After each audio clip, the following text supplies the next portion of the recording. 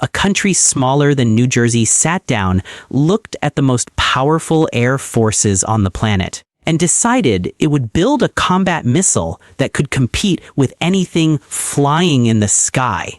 And it actually delivered on that promise in real battlefield conditions against real enemies. While global superpowers were pouring hundreds of billions into defense programs with thousands of engineers and decades of institutional knowledge, this one small nation built a short-range air-to-air missile so capable and so reliable that foreign militaries began studying it as a reference point for what precision aerial combat actually looks like. The people who built this weapon were not working from a position of comfort or abundance. They were working from a position where failure meant their own pilots died in their own skies over their own cities. And that weight produced an engineering discipline the entire defense world eventually had to respect. What emerged from that pressure, that urgency, and that refusal to accept mediocrity became the Shafrir II, a missile that earned its reputation not in laboratories or press releases, but in actual aerial engagements where performance was the only measurement that mattered. Israel is a country of roughly 9 million people, surrounded by hostile borders, with no geographic depth to absorb a military mistake. Every defense decision carries direct life or death consequences for the population. This reality forced Israeli leadership to build domestic military technology rather than depend entirely on outside suppliers who could cut off access during a conflict. After early wars exposed serious vulnerabilities in imported weapon systems, Israeli defense planners made a deliberate and permanent choice: develop sovereign capability at the highest possible level.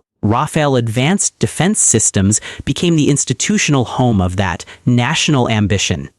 Founded to serve the Israel Defense Forces directly, Rafael grew into a globally recognized defense technology organization producing systems across multiple domains. The Shafrir program was born inside this environment, not as a prestige project, but as a direct operational requirement that real pilots needed answered. Before the Shafrir II earned its reputation, the original Shafrir I delivered a difficult education. Deployed in limited operational numbers during the late 1960s, the first version exposed significant performance gaps that honest engineers could not ignore. Tracking reliability under real combat maneuvering fell short of what air-to-air engagements actually demanded. Pilots reported that the missile struggled to maintain lock against aggressively maneuvering targets, which is precisely the scenario a combat missile must handle above everything else.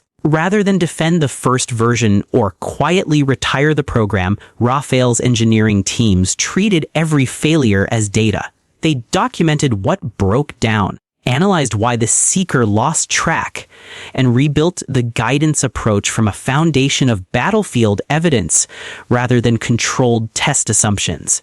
Shafrir I did not succeed as a weapon, but it succeeded completely as a learning platform. The team developing Shafrir II operated under a philosophy that separated them from larger defense programs built on bureaucratic timelines and committee approvals. Every design decision had to answer one question directly: will this work when a pilot has one opportunity and no margin for error at high speed inside a turning engagement? That operational clarity cut through debates that slowed down larger programs. Weight, seeker sensitivity, maneuverability envelope, and countermeasure resistance were not marketing specifications.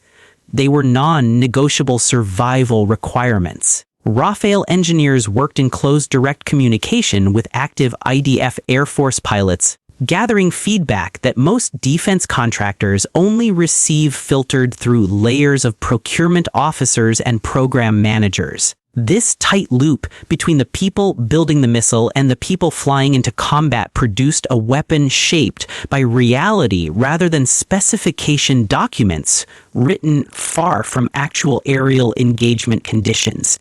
The infrared seeker sitting at the front of the Shafrir 2 represented the core technological advancement that separated it from its predecessor and from several competing missiles of the same generation. Infrared guidance tracks heat emitted by a target aircraft, primarily from the engine exhaust. And the quality of that tracking under dynamic conditions determines everything about whether the missile connects. Early infrared seekers required a pilot to position almost directly behind a target to get a reliable lock, severely limiting tactical flexibility in actual combat. The Shafrir 2 seeker expanded that acquisition cone meaningfully, giving pilots more angular freedom to engage without needing perfect tail chase positioning. It also demonstrated improved resistance to being confused by background heat sources like the sun, a real and serious limitation that had cost lives in previous generation infrared missile engagements across multiple air forces. An air-to-air missile operates within what engineers call an engagement envelope, the defined range of speeds, distances, angles, and altitudes where it can reliably acquire, track, and intercept a target. The Shafrir 2 was designed specifically around the close-range visual combat environment where Israeli pilots most frequently found themselves engaged. Its maximum range sat in the short to medium band, optimized for engagements happening inside a few kilometers rather than beyond visual range intercepts. The airframe and control surfaces were built to execute high G, turns needed to follow aggressively maneuvering targets rather than simply flying straight,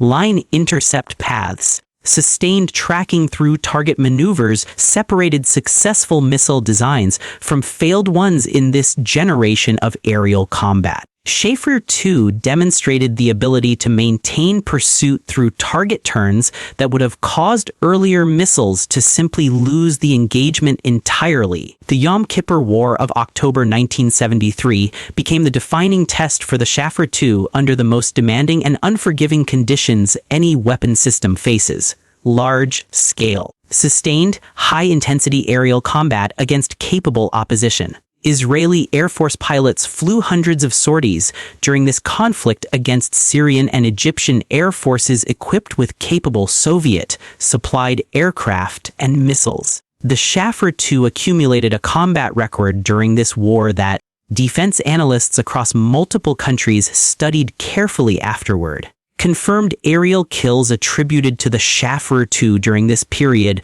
placed it among the most effective short-range air-to-air missiles of its generation by kill ratio measurements. Combat performance data from this conflict became primary evidence that Israel had genuinely achieved world-class capability in missile development, not through claims but through documented battlefield outcomes against real adversaries. During the period when Shafrir 2 entered active service, the dominant short-range infrared missile in Western inventories was the American AIM-9 Sidewinder in its various versions. Comparing the two systems reveals how competitive the Israeli development had become. The Shafrir 2 demonstrated engagement envelope characteristics and seeker performance that analysts placed in the same performance tier as contemporary Sidewinder variants.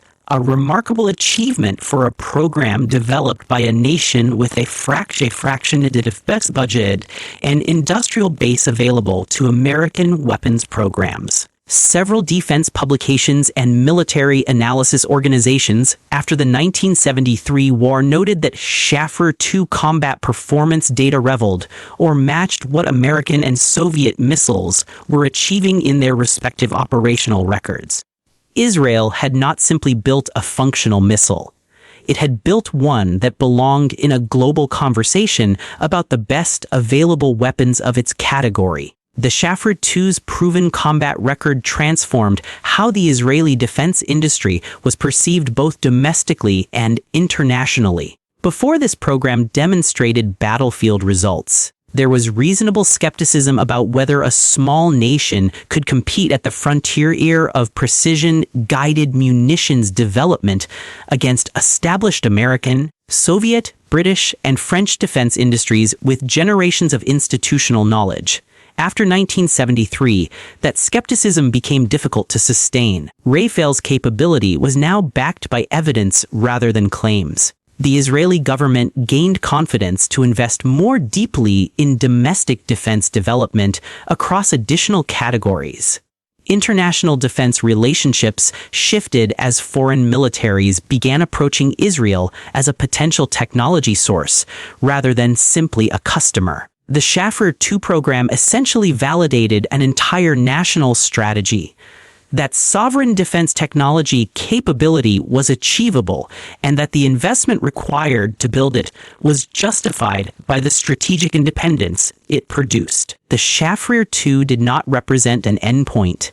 It represented a foundation that Rafael engineers built upon systematically. The lessons learned across both Shafrir generations, the seeker improvements, the airframe design knowledge, and the combat performance data fed directly into the next development program that would push Israeli missile capability significantly further. The Python series of missiles emerged from this accumulated knowledge and eventually produced systems that achieved even wider international recognition and adoption.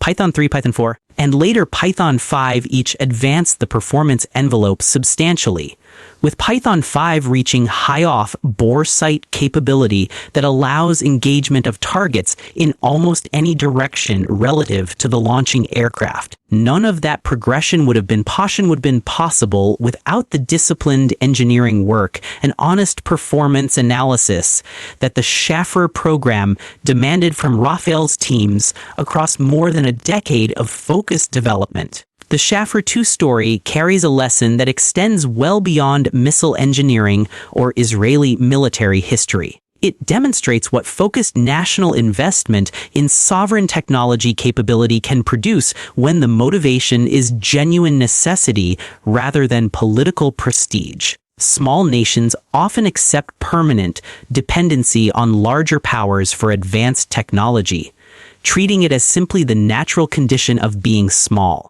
Israel chose a different path deliberately, accepted the difficulty and cost of that choice, and built institutions capable of competing at the highest global level. The result was not just a successful weapon. It was a defense industry that today exports billions of dollars in technology annually and holds a respected position in global defense markets. Capability is built through consistent investment, honest evaluation, and refusal to accept that size determines the ceiling of what a nation can achieve technically. If this breakdown gave you a clearer picture of how small nations build world-class military technology through discipline and necessity, share this with someone who thinks only superpowers can compete at the frontier of defense innovation. Subscribe for more deep dive content on the weapons, strategies, and engineering decisions that shaped modern aerial combat.